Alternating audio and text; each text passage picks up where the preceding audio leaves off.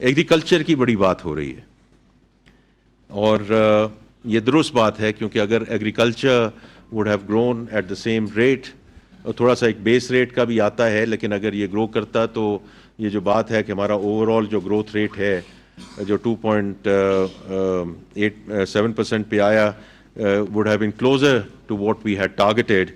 تو agriculture grew at 0.6%. اور اس میں life stock again went up by 4.7%, target ہمارا 3.8 تھا. Poultry sector did extremely well, growing at 8.1%. Fisheries, forestry, they also grew. Fruits, vegetables, canola, etc. Collectively اس میں انینز بھی ہیں، potatoes بھی ہیں، grew by 4.8%. لیکن جو ہماری میجر کراپس ہیں وہ 13.5% سے نیچے گئیں. اور اب اس میں کاٹن بھی ہے، میز ہے، ویٹ ہے. And that's what lead to a 0.6% delta on the agriculture side. Now اس میں جو ہمارا گوئنگ فارورڈ جو ڈسکشن ہے اس میں چونکہ ڈفرینٹ ویوز ہیں، ڈفرینٹ آئیڈیاز ہیں، ڈفرینٹ تھاٹس ہیں اس کے اوپر، لیکن the government has to get out of this totally. جن کراپ سے ہم میجر کراپ سے باہر نکلے ہیں، whether it's rice, whether it's maize, ہو سکتا ہے اس میں سپلائی ڈیمانڈ ڈفرینٹ فیکٹرز ہوں.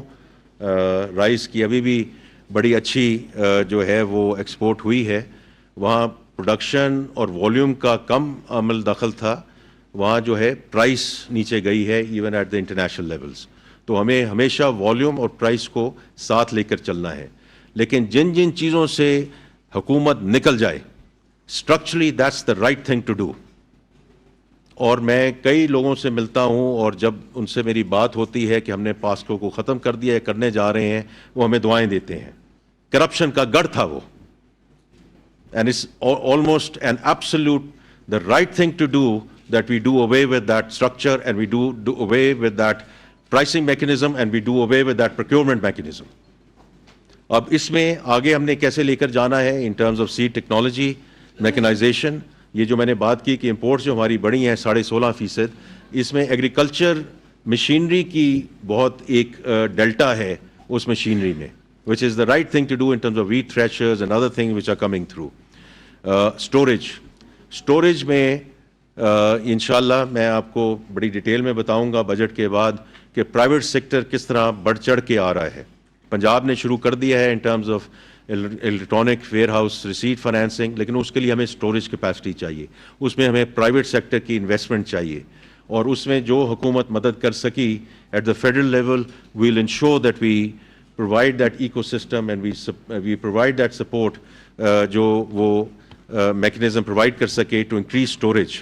بیکاز اسٹوریج کا بہت بڑا ایک ایشو ہے کہ اگر آڑتیوں اور مڈل مین کو ہم نے میٹیگیٹ کرنا ہے تو وہ اسی وقت ہو سکتا ہے کہ جب farmers, local farmers, small farmers جا کر اسٹور کر سکیں، اور جب ان کو یہ فیسلٹی مل سکے کہ اپنی مرضی سے اور اپنی ٹائم کے مطابق وہ اپنی فصل کو بیچ سکیں. That is the biggest help we can provide to the local farmers. اور پھر فائنینسنگ کی بات ہے، اور فائنینسنگ بہت امپورٹنٹ ہے from the large farmers to the local farmers.